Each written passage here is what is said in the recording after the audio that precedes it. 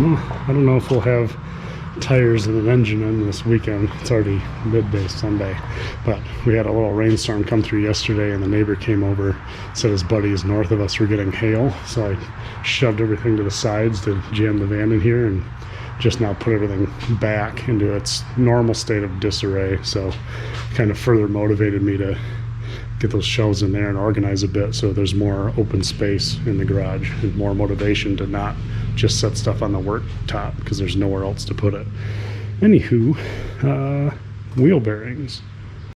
They're up here somewhere. There they are. Whoa. So 2 new bearings. These on this car, they're symmetrical. They can go in either way. Some models, there'll be a lip in here and one side is longer than the other, and they only go in one way, and then the hub also is lipped. These aren't. And if you had the special tool, everything goes in from the front, because you could do these while they're still on the car, basically the big screw through the middle. We're going to do them on the press, but we'll still push everything in through the front. And the key is just when you're pushing this into here, right, you want to have, you're pushing this outside race. That's what we were going to use the old bearings for. And then when we push the hub through, you want to support this inner race on the back side. And that's what we use probably, that socket seems close. This guy. No, that would push on the seal. So I think this is the socket we used last time for that. Yep. Well, it's on this way. Oh yeah, that sits on there nice. So this is what we'll use to support it from the bottom when we push the hub in from the top, and that keeps from screwing it up. Oh, put your snap rings in. So put the bottom snap ring in first, press the bearing up against it. All right, now is right from the beginning, just start getting some grease in that groove. It'll help keep it from sticking in there so hard the next time you have to do it. Now, as much as I won't be driving this car all that often, really, so hopefully I won't have to do bearings all the time, but it's just good to do. Come on, butthead.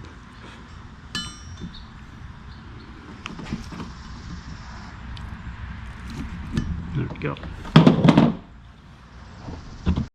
Alright, all set up. We got it level enough. And this touches the outside. It's a little too wide, so once we get down, that's when I'll switch and put the old bearing on to actually press it in further.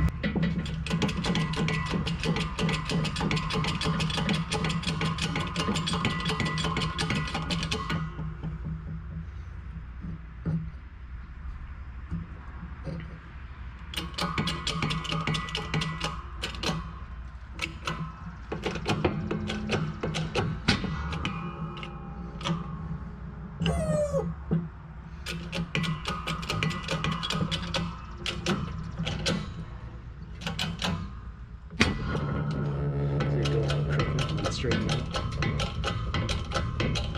It doesn't hurt any if it's small like that.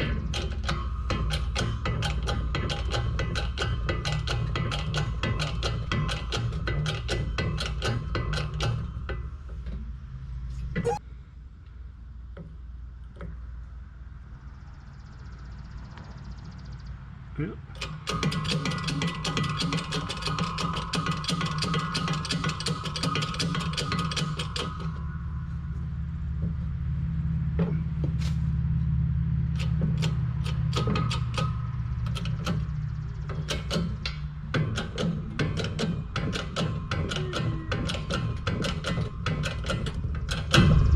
There we go, and just touch the snap ring. Yep, and these will usually tap out with a hammer and get one.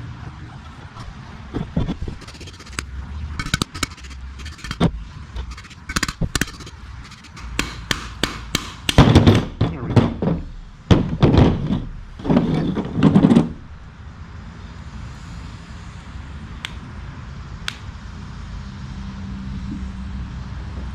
Yep, slips right in. Okay, so I'll have to put the hub on next. Make sure there's no junk in there. Here's the setup for putting the hub in. So you can see it's supported only by that inner race, right? So it can only push on the pieces and they'll push together. So you're not putting any stress on the bearing. And then this will push on top, just push it right in place.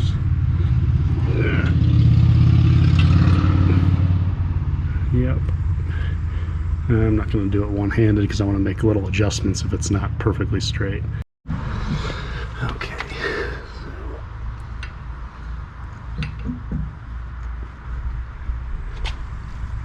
Should be really close. See how it pushes in. They usually don't give me much trouble. It's the first time for everything, right?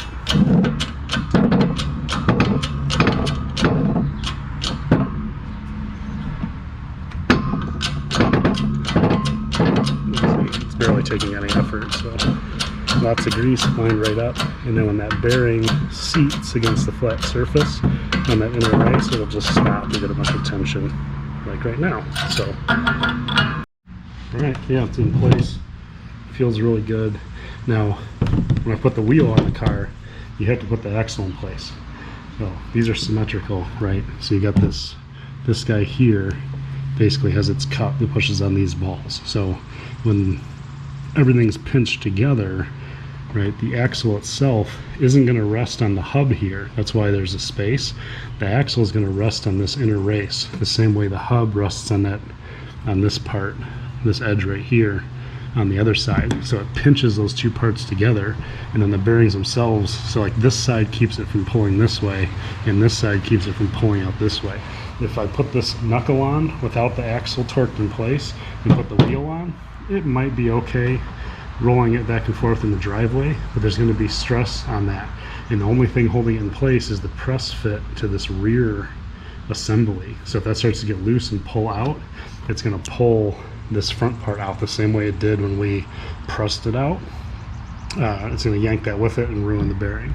So put these on the car, we'll be putting our axle in and torquing it to spec before we put wheels on and put it on the ground. Yeah, this is the way to do it. So new ball joints come with all new bolts, so I don't have to clean bolts. The best thing ever. So these, I like to put them on first, and then I'll slide this up into the frame, tighten it down. We'll have both knuckles on. Steering rack can go in because I painted the brackets, and then there's tie rods up there. New ones of those too we can put together. Yeah, getting there. So I just zip these on with my little hand impact to make sure they're tight. We'll torque them once the wheels are on the ground. It's just way easier like that because then you're using the car to hold it instead of brakes or pins or anything like that. Plus we're not going to have the brakes on quite yet. So, but yeah, we're finally to the point where we can put the steering rack on. It's been waiting so long. It looks like those bolts look okay. So actually just painted the brackets today too because I had forgotten all about them. What a beauty. Hey boys.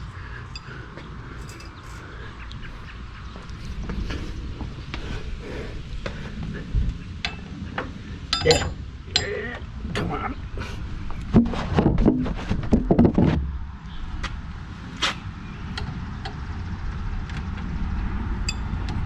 Maybe I should put those on first.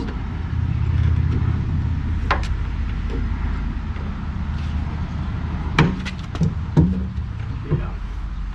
You dummy. Oh. Give those a tap.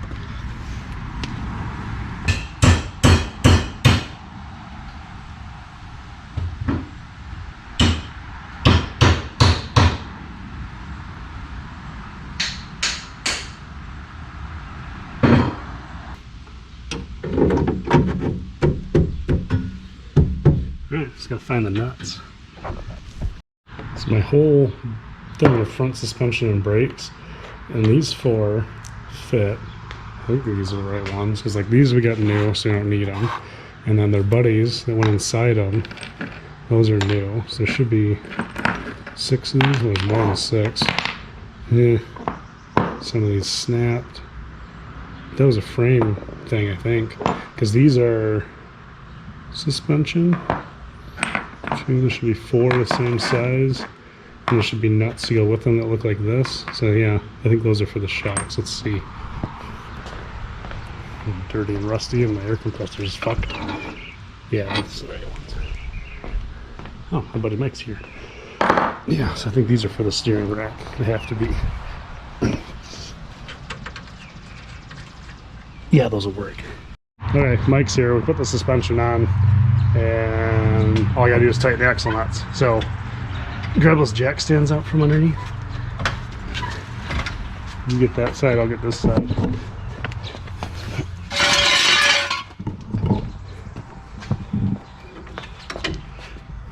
Grrr.